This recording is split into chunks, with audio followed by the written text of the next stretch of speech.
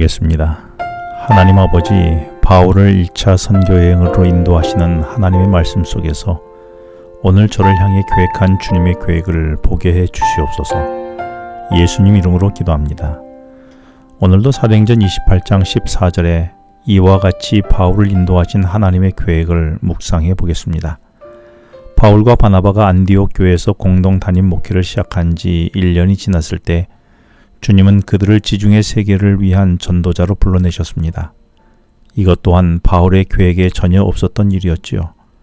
바울과 바나바는 주님의 명령에 순종해서 바나바의 조카 마가를 수행원으로 1차 전도 여행에 나섰습니다. 이 전도팀의 리더는 바나바였습니다. 이들은 실루기아에서 배를 타고 구브로 섬으로 갔는데 2000년 교회의 역사상 첫 번째 전도지가 구브로였던 것입니다. 구브로는 바나바의 고향이었지요. 전도팀의 리더였던 바나바가 첫 번째 전도지로 자기 고향으로 삼은 것입니다. 이렇게 하여 바나바 전도팀은 구브로 동쪽 항구인 살라미에 도착했고, 그리고 서쪽 항구 바보에 이르기까지 구브로 섬을 관통하면서 복음을 전했습니다. 그런데 이 섬을 관통하는 동안에 바울에게는 역사적인 두 가지 사건이 일어났습니다. 첫 번째 사건은 전도팀의 리더가 바나바에서 바울로 바뀐 것입니다. 교회 목회와는 달리 전도 현장에 나가니까 바울의 달란트가 바나바보다 훨씬 월등했습니다. 주님께서는 바울을 그렇게 지중해 세계를 위한 전도 무대의 전면에 내세우시기 위하여 그토록 오랫동안 바울을 기다리게 하시고 준비하게 하시고 훈련시켰던 것입니다. 그리고 바울에게 일어난 두 번째 사건은 바울의 이름이 사울에서 바울로 바뀐 것입니다. 바울은 이스라엘 초대 왕을 배출한 베냐민 지파의 출신이었죠. 바울의 아버지는 아들을 낳고 나서 자신이 속한 베냐민 지파가 자랑스럽게 배출한 초대 왕 사울처럼 크고 출세하라는 의미에서 자기의 아들 이름을 사울이라고 지어줬습니다. 그런데 구브로 섬을 관통하면서 바울은 인간의 야욕에 물든 사울이라는 이름을 버리고 주님 앞에서 지극히 작고 작은 바울이 되었습니다. 구브로 섬에서부터 주님의 손에 사로잡히면 사로잡힐수록 바울 자신은 주님 안에서 미물보다 더 못한 존재라는 것을 절감하지 않을 수가 없었던 것입니다.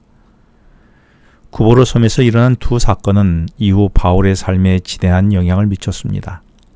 구브로 섬에서 성공적으로 복음을 전한 그들은 구브로 섬의 바보에서 배를 타고 오늘날 튀르키예 대륙의 서남쪽 항구인 버가로 갔지요. 버가에 도착하자마자 수행원이었던 마가가 전도팀을 무단 이탈해서 집으로 돌아가 버렸습니다.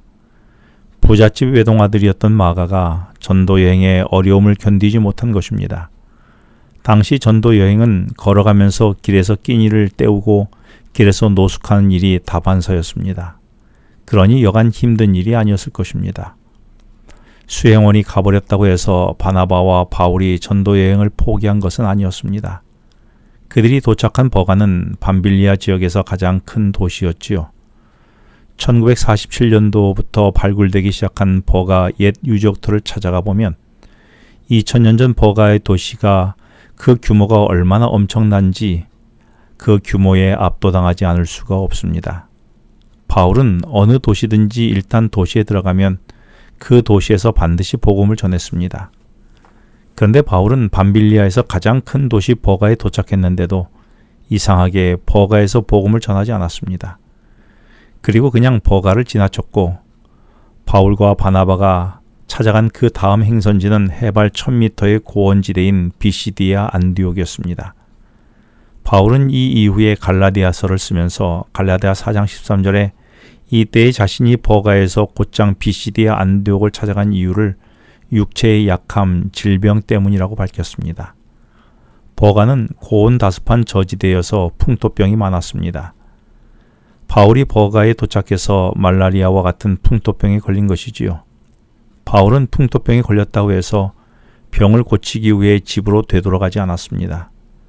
바울은 저지대인 버가와는 정반대의 기후 조건을 가진 해발 1000m의 고원지대인 비시디아 안디옥을 찾아갔습니다.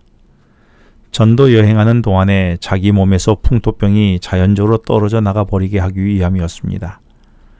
주님께 사로잡힌 바울에게는 풍토병도 전혀 문제가 되지 않았던 것입니다. 중요한 것은 버가에서 비시디아 안디옥으로 가기 위해서는 반드시 2000m의 고봉들로 이루어진 타우루스 산맥을 넘어야만 했습니다. 이 산맥이 얼마나 험한 산줄령인지는 지금도 버가에서 자동차를 타고 타우루스 산맥을 넘어가려면 고작 200km밖에 되지 않는 비시디아 안디옥을 가는데도 3시간 30분이나 걸립니다. 거기에다 차에 탑승한 거의 모든 사람들이 멀미할 정도로 도로가 험했습니다. 그리고 2000년 전에 타우루스 산맥은 산적과 강도들의 소굴이었지요. 바울이 고린도후서 11장 26절을 써면서 나는 복음을 위해 강도의 위험까지 감수했다라고 기록한 것은 이때 타우루스 산맥을 넘을 때의 경험임이 틀림없을 것입니다.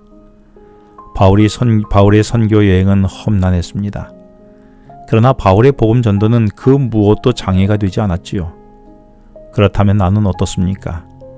전도에 장애를 만나면 나는 주저앉거나 포기하지는 않습니까? 아니면 바울처럼 전진하여 앞으로 나아가고 있습니까? 그리고 나는 주님의 종으로 부르심을 입은 이후에 어떤 나의 변화를 결심했습니까? 나도 내 이름을 새롭게 하여 새로운 삶을 향하여 결심했습니까? 기도하겠습니다. 하나님 아버지, 저로 주님의 복음 전도자로 새로운 결심을 하게 하여 주시고 주님의 종으로서 어떤 장애를 만나도 포기가 아닌 넘어서는 자가 되게 하여 주시옵소서. 예수님 이름으로 기도합니다. 지금은 개인 기도 시간입니다. 오늘 주신 말씀을 묵상하면서 주어진 기도 제목과 개인 기도 제목을 놓고 기도하시겠습니다.